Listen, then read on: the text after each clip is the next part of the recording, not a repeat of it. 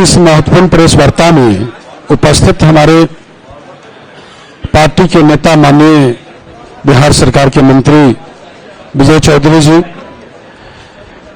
Party के राष्ट्रीय प्रवक्ता राजीव प्रसाद जी, पार्टी के बिहार प्रदेश के मुख्य प्रवक्ता नीरज जी और हमारे विधान परिषद में उपनेता कोषाध्यक्ष ललन श्राव जी, विधान परिषद में मुख्य सचेतक संजय गांधी जी और डॉक्टर नवीन अर्जा जी और प्रवक्ता अरविंद निषाद जी, आप मीडिया के प्रिंट मीडिया, इलेक्ट्रॉनिक मीडिया, छायाकार साथीगण, आप सबों का हार्दिक स्वागत करता हूं।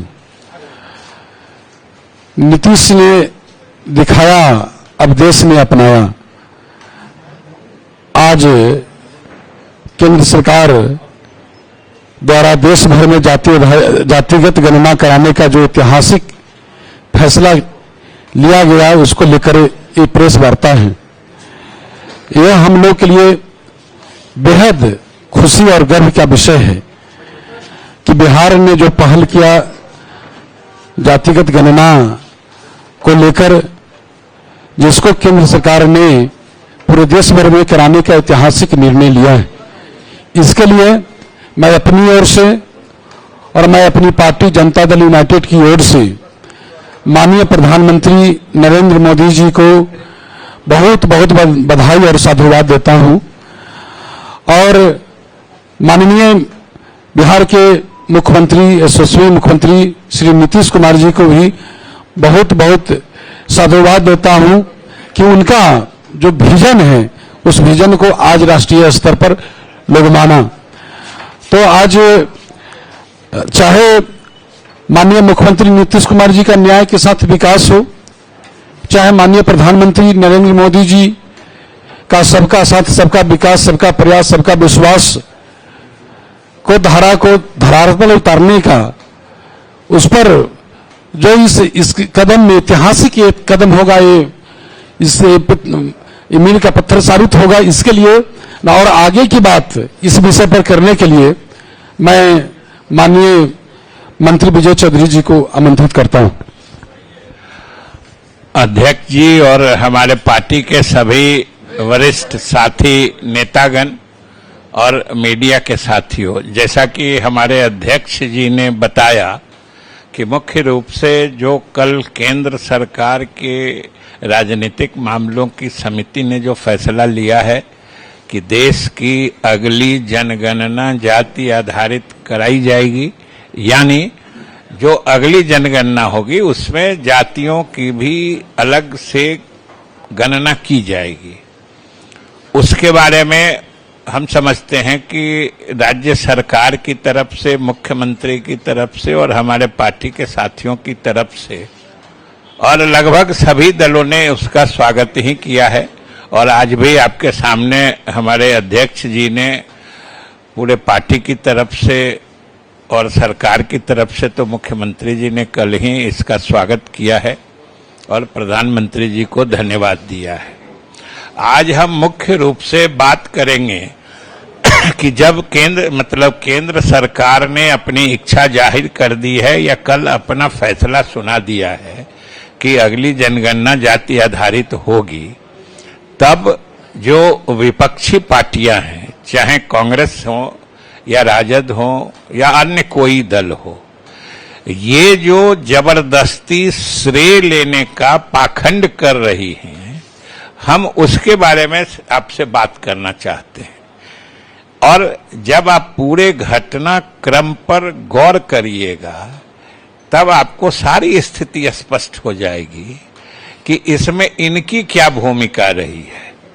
इनकी भूमिका इतने तक सीमित रही है कि जब मुख्यमंत्री नीतीश कुमार जी ने इस दिशा में पहल की, तो वो भी साथ में लग गए थे।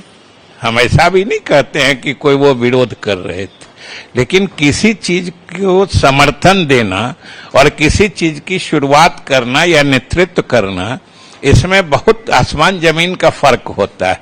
और ये पूरे घटनाक्रम पर आप देखिए कि बिहार में जो 2021 में ही जनगणना होने वाली थी, जो अभी तक संयोग से दुर्योग से नहीं हो पाई है। बीच में कोरोना का प्रकोप हुआ, उसके कारण अभी तक वो विलंबित चल रहा है।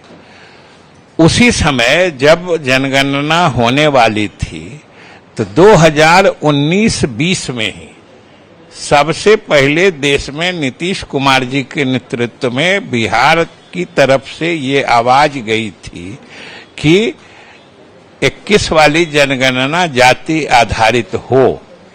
और संयोग से पार्टी ने हमें, यानी नेता ने हमें उस समय बिहार विधानसभा के अध्यक्ष के रूप में काम करने का मौका दिया था। इसलिए मेरी अध्यक्षता में ही बिहार विधानसभा ने 2019 और 20 में मुख्यमंत्री जी के इस प्रस्ताव को सर्वसम्मति से पास किया था और केंद्र सरकार से अनुरोध किया गया था 2019 और 20। और हम जब डेट बता रहे हैं, घटना का सीक्वेंस बता रहे हैं, तो हमेशा याद रखिए उसका भी अलग महत्व और तात्पर्य है। और 19 और 20 कहने का मतलब है कि दोनों समय में बिहार में एनडीए की हुकूमत थी, नीतीश कुमार के नेतृत्व में एनडीए की सरकार थी। जब पहली बार विधानसभा में इस बात पर सर्वसम्मति से प्रस्ताव पारित हुआ था, उसके बाद फिर अगले कदम के रूप में 2021 में सर्वदलीय प्रतिनिधिमंडल प्रधानमंत्री से भी मिला था। उस समय भी एनडीए की सरकार थी और सभी दलों के नेता, संयोग से उसमें भी मैं एक था, हम लोग गए थे और प्रधानमंत्री से मिले थे।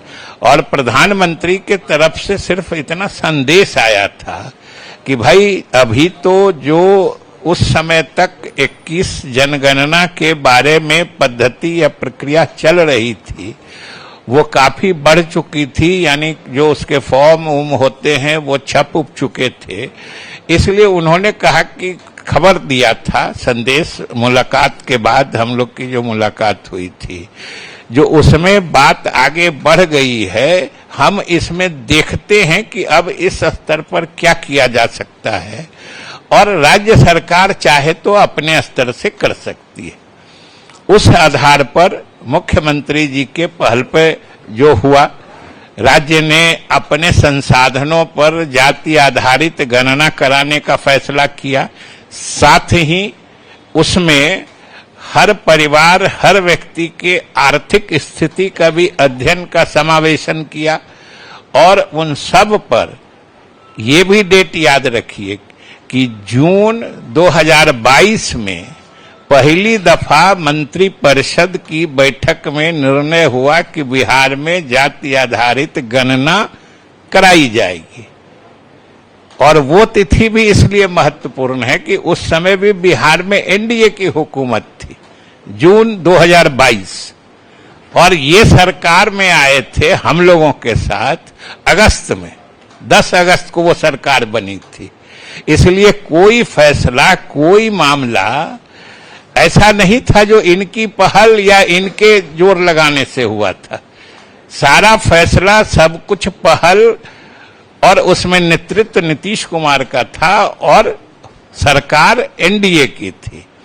और उसके बाद फिर हुआ, प्रक्रिया आगे बढ़ी और जब ये अंतिम रूप से दाखिल हुआ, जब गणना पूरी हो गई, फिर उसके आधार पर नए आंकड़े आए, उसके आधार पर फिर विभिन्न जो सामाजिक वर्ग हैं, पिछड़े, अति पिछड़े, अनुसूचित जाति के लोग, अनुसूचित जनजाति के लोग, उन लोगों के लिए जो आरक्षण सीमा बढ़ाई गई थी वो भी फिर उस समय एनडीए की हुकूमत आ गई थी। और सब जानते हैं कि उसके लिए हम लोगों ने कानून भी बनाया था, लेकिन कानून को उच्च न्यायालय ने निरस्त कर दिया है। और हम लोग तत्क्षण हाई कोर्ट के निरस्त के आदेश के खिलाफ हम लोगों ने उच्चतम न्यायालय में मामला दायर कर रखा है। और बिहार सरकार बड़ी मुस्तैदी से उस मुकदमे की पैरवी कर रही है। और हम तो आस लगाए बैठे हैं कि मामला हम लोग के पक्ष में निर्णय हो। और जहां तक 9वीं अनुसूची में भी डालने की हास्यास्पद बात करते हैं, ये भी जानना चाहिए सब लोगों को कि संविधान की 9वीं सूची में अधिनियमों को डाला जाता है, कानूनों को डाला जाता है। उसमें देखिएगा तो 1 से लेकर जितनी सूची में अधिनियम सब है, कानून सब है। आज की तिथि में जब हमारा कानून ही अस्तित्व में नहीं है, कानून ही न्यायालय ने रद्द कर दिया है, तो आज किसको 9वीं अनुसूची में डालेगा? ये सुन के आश्चर्य लगता है। और सरकार ने अपना कमिटमेंट बता दिया है कि हम उच्चतम न्यायालय से अपने हक में फैसला चाहते हैं और वो फैसला आ जाता है, फिर से इसको 9वीं अनुसूची में डालने की पहल की जाएगी। और जिस वक्त ये कानून बना था बिहार विधान मंडल में, उसी समय सरकार ने यानी मुख्यमंत्री ने केंद्र सरकार से अनुरोध भी कर दिया था कि इसको 9वीं अनुसूची में डाला जाए। अब आप ही बताइए कि आज राजद या कांग्रेस वाले अगर कह रहे हैं कि ये हमारे कारण हुआ, तो उनकी क्या भूमिका रही है? उनकी भूमिका हाँ ये इतनी तक सीमित है कि उन्होंने विरोध नहीं किया था, लेकिन सारा पहल, सारा नेतृत्व तो नीतीश कुमार और हम लोगों का था। और उस समय जो केंद्र सरकार ने हम लोगों को, ऑल पार्टी डेलीगेशन को सूचित किया था कि प्रक्रिया आगे बढ़ गई है, इसलिए दिक्कत महसूस हो रही है, तो आज प्रधानमंत्री ने इस बात का फैसला ले लिया है कि सारी बाधाओं के बावजूद वो जाति आधारित जनगणना अगली बार कराएंगे। तो यह तो स्वागत की बात है, स्वागत योग्य बात है। जो उस समय उन्होंने कठिनाई बताई थी, आज उन्होंने सारे कठिनाई रहने के बावजूद फैसला ले लिया है। तो इसका तो बिहार के लोग तो इसमें आगे बढ़ के काम कर चुके हैं। और सबसे बड़ी बात ये जान लीजिए कि ये कांग्रेस वाले लोग जो कहते हैं, उस समय हम लोग इंडिया ब्लॉक में थे और मुख्यमंत्री जी ने प्रस्ताव दिया था कि पूरे देश में अगली जनगणना जाति आधारित हो, इसको इंडिया ब्लॉक पहला मुद्दा बनावे राष्ट्रीय मुद्दों में। तो सबसे पहले राहुल गांधी ने आगे बढ़ के ममता बनर्जी के साथ और अन्य दलों के साथ मिलके हमारे नेता का प्रस्ताव खारिज कर दिया था। आज पता नहीं किस मुंह से कह रहे हैं। और जब बिहार ने करके दिखा दिया सफलतापूर्वक और उस पर आगे की बात भी कर डाली, तब यही राहुल गांधी पूरे देश में घूम घूम के कहने लगे। और कहने लगे तो इनके कहने का क्या मतलब है कि 2014 तक तो इन्हीं की सरकार थी, अगर चाहते थे तो क्यों नहीं कर दिया। और आज अगर मोदी जी ने फैसला लिया है तो इसका पूरा श्रेय पूरे देश में जनगणना कराने का हमेशा मोदी जी को ही रहेगा। और बिहार को इस मामले में नेतृत्व लेने का और बिहार में सफलतापूर्वक जाति आधारित गणना कंप्लीट करा देने का, पूर्ण करा देने का और उसको अपने अंतिम अंजाम तक पहुंचा देने का श्रेय हमेशा इतिहास में नीतीश कुमार के नाम ही दर्ज रहेगा। उसको कोई दूसरा बांट नहीं सकता। ये तो स्पष्ट है। और ये सब इस तरह का पाखंड जो जबरदस्ती कोई काम हो रहा है, तो उसमें से श्रेय हम ले लें, निकाल लें जबरदस्ती खोज के। जो हम भी थे, हम भी कह रहे थे। अरे कह रहे थे तो कहने तक रहिए, आप भी कह रहे थे, बोल रहे थे, लेकिन जो किया वो न किया। इतनी बात तो समझनी चाहिए। उनको खुले दिल से मानना चाहिए, साधुवाद देना चाहिए।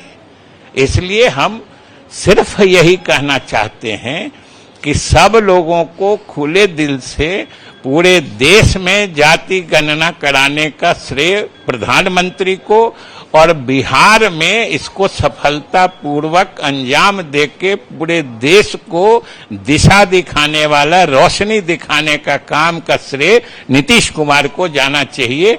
ये सर्वविदित है। ठीक है, और कुछ है बताइए।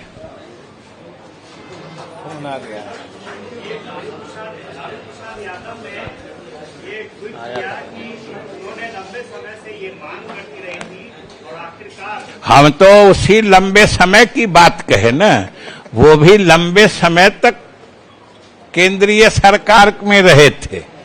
हमने इसीलिए तो सब बात कह दी कि 2014 तक उन्हीं की सरकार थी, तो लंबे समय से मांग कर रहे थे। किससे मांग कर रहे थे? लागू क्यों नहीं किया? सीधी बात है।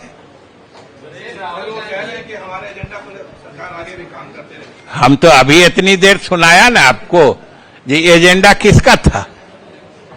हमने तो सुनाया कि ये एजेंडा हमेशा नीतीश कुमार का था और नीतीश कुमार के नेतृत्व में ही यह बात बिहार में पहली बार उठी है और पूरे देश में इसकी रोशनी बिखरी है। सर, राहुल गांधी आए थे बिहार और उन्होंने बिहार में जो जाति जनगणना हुई है उस पर सवाल खड़े किए थे। तो उनका कहना था कि जो जाति जनगणना हुई अब उसका भी जरा हकीकत सुन लीजिए। वो जो सवाल खड़े किए हैं, शायद उन्होंने दोनों गणना कराने की पद्धति कभी देखी समझी नहीं है। और ये आप लोग भी जान लीजिए कि तेलंगाना में जो जाति गणना कराई गई है वो पूरी प्रक्रिया 1 महीने में पूरी कर ली गई है, और बिहार में जो जाति गणना कराई गई थी, ये समझ लीजिए कि जैसे कोई आम जनगणना होती है, इसमें लगभग 2,36,000 एन्यूमरेटर्स यानी गणक जो घर घर जाके गिनती करते हैं, ये उतने लोगों को चुना गया था। लगभग 35,000 सुपरवाइजर्स थे जिनकी बजावता 1-1 महीने ट्रेनिंग हुई थी, और लगभग 2 राउंड में जैसे होता है, पहले राउंड में हाउस होल्ड की काउंटिंग हुई थी, परिवार और घर गिने गए थे, और दूसरे राउंड में हेड काउंट हुआ था, माने आदमी गिने गए थे। इतनी विस्तृत प्रक्रिया तेलंगाना में बिल्कुल नहीं अपनाई गई है। ये किसी आदमी के लिए समझने की बात है, और राहुल गांधी जी की तो आदत है, वो अधिकतर बात बिना समझे बोलते हैं और बाद में अपनी ही पार्टी की फजीहत कराते हैं, तो इसलिए कोई नई बात नहीं है। यही सवाल था कि क्या बिहार में भी फिर से जाति जनगणना किया गया था, तो कहा गया 2 लाख रुपया मिलेगा, एक घर को 25,000 तक चुकाना। वो बिल्कुल वो बिल्कुल चल रहा है। मुख्यमंत्री उद्यमी लघु उद्यमी योजना, जो 94 लाख परिवार गरीब परिवार चिन्हित किए गए हैं, उनको लाभ देने के लिए मुख्यमंत्री लघु उद्यमी योजना के माध्यम से उनको 2-2 लाख रुपए की योजना से मदद की जा रही है। चलिए, धन्यवाद। धन्यवाद।